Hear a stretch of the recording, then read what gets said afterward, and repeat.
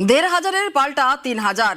২১শে লক্ষ্মী ভান্ডারে তৃণমূলের জয়, ২৬শে অন্নপূর্ণা ভান্ডারে বিজেপির জয়।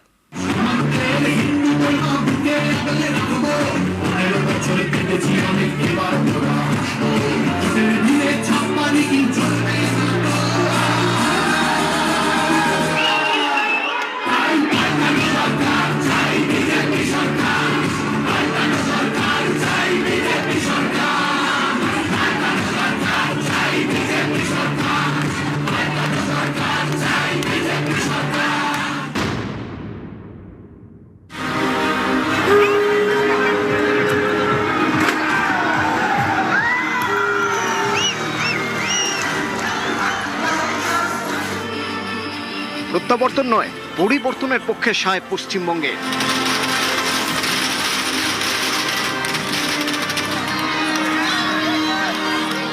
তৃণমূলকে ধরাশায়ী করে বিপুল সমর্থন নিয়ে পশ্চিমবঙ্গে ক্ষমতায় বিজেপি।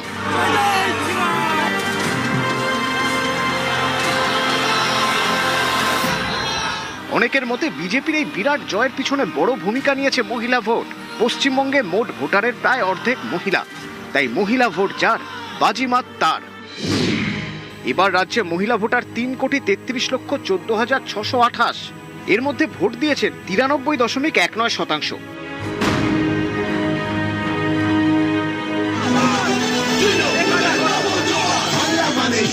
২১শে বিধানসভা ভোটের আগে লক্ষ্মীর ভান্ডার প্রকল্পের ঘোষণা করে তৃণমূল।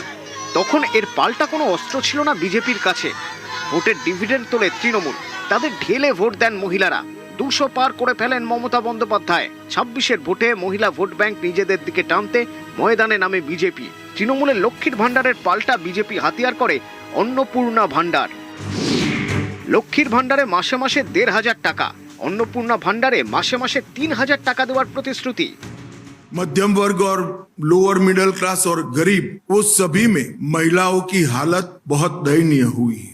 जब तक ये गड्ढा नहीं भरता है तब तक भारतीय जनता पार्टी की सरकार हर महीने 1 से 5 तारीख के अंदर 3,000 रुपया हर माता के बैंक अकाउंट में ट्रांसफर करेगी।